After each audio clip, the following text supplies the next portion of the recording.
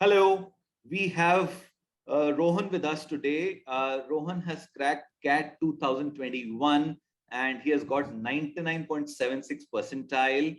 And I like to congratulate Rohan on this great achievement. Congrats, Rohan.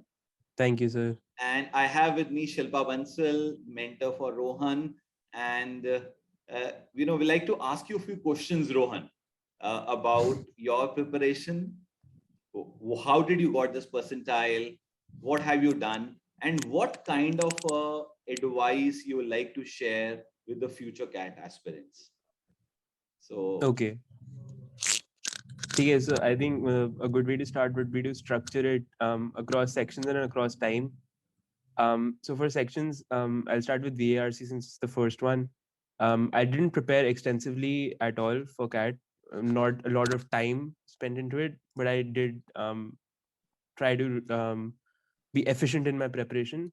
So in terms of VARC, the thing that helped me the most was a good reading habit, since the passages are mostly non-fiction and across topics which are related to some sort of moralism as well as philosophy, also some kind of psychology and biology and all that. So if a good non-fiction reading habit helps there, since the passages are then things that you already read, or maybe things that you're anticipating reading, so there's a very good sense of comfort there, knowing that these passages are things that you know. And in terms of time, the reading habit I think should be continuous, but not, let's say, not in the exactly few months before the examination, but in the year before that, you should try and start reading that. Then for DILR, that is not a section that I'm very good at, so I don't think my advice would be really helpful there. But overall, I think the fundamental books of Career Launcher helped a lot there, since they had questions across all ranges of topics. So you can just get a thorough understanding of what types of questions come, and then I think giving mocks is the best practice there is. And then finally for math, I think the best way that I approached math was I just started doing questions. I figured out what types of questions were coming and then what types of questions I couldn't do. I segregated them into topics and I just focused on the topics that I couldn't solve and which already had a lot of questions in the mocks. And then I just focused on those topics and then gave the mocks again and figured out which questions I wasn't able to solve again. And then it was just an iterative process that if you can't solve a question, then figure out how to solve that question and move forward. It's a very iterative and linear process there. And I think it's just a grind for math. I think it's just grind. And I think that was the entirety of my approach. So yeah, analysis of mocks for math. so Rohan, you were also analyzing the mocks after giving, or it was just giving, and giving mocks? That's No, it. no, no, What no. was the process? Yeah, so I had a whole process of analyzing mocks. So I used to give a mock and then chill that entire day and not do much. But the next day, I just got up, put everything into an I had an Excel sheet, a Google sheet, where I just put up all the data that these were my sectional scores, these were the topics that I think I missed in this. Okay. My percentile, my rank, and everything was noted there, and there was a entire row that mock one, mock two, mock three, and like that. Okay. So after I'd done that, then I'd look at the questions, what kind of questions I missed. So VARC was not something that I'd looked extensively into mocks, but I could figure out that I was weak in the sentence, the paragraph formations. So I knew I was weak based on the mock analysis. So I worked on that. And then DILR, I knew question choice was poor. So I could figure that out through analysis. And then for math, again, what I used to do, I had a separate register in which I used to just write down all the questions I couldn't do and then solve them in that register again. So that even if I could see the solution there, I just did it once with my own hand so I could try and remember it. So I tried to do that for the questions I couldn't do for math, which I got wrong, not necessarily the ones that I missed, which I got wrong. I definitely did do them by hand. And then, yeah, that's how I used to analyze my mocks. Good. So I think what I can understand, I have to sum up whatever you have said till now. One thing is focus on reading. Second Yeah. thing was you were writing down problems which we are not able to solve in your register and trying to practice it again and again. So that's Yeah. the Yeah. second thing which you are trying to say. And third, I can understand very clearly is about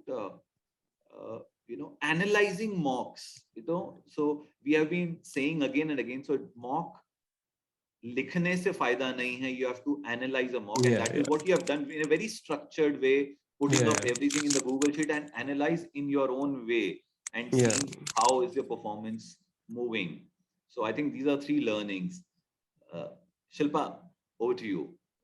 Can you throw light on the CAT day, like, which was your slot and how many questions you attempted and all, like, that whole experience? So one thing that I did wrong for my CAT preparation was I didn't prepare to give an exam at 8 a.m. to get up at Slot one. 6:30 and 7 and then Yes. just go to the center. That was one thing that I missed.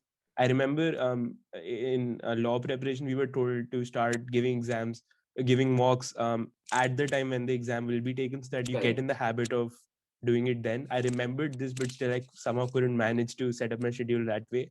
So I couldn't really sleep that well that night. I slept a little late, woke up a little hazy. But at the exam center, things were pretty chill. I wasn't stressed.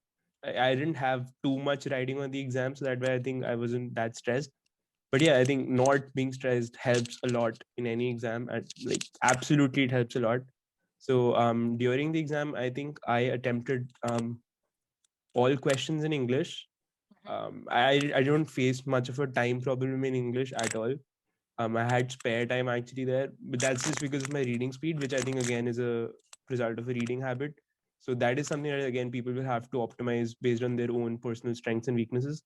Then in LRD, I am actually not that good. I'll say bad, but I don't know to be honest. There I could attempt 2 sets. I have a problem of choosing wrong questions there, which I faced in the actual exam as well. I chose a later analysis. I think CL analysis only showed that it was a very difficult question, the only very difficult question of the set. So I just chose did 2 sets, one four question one and one a 6 question one. I got them all right as far as I can tell, but one question I think I marked wrong and one question I marked extra. So in my head, I knew all the answers. I think I've marked one wrong and I marked one question extra, so I lost a few marks there.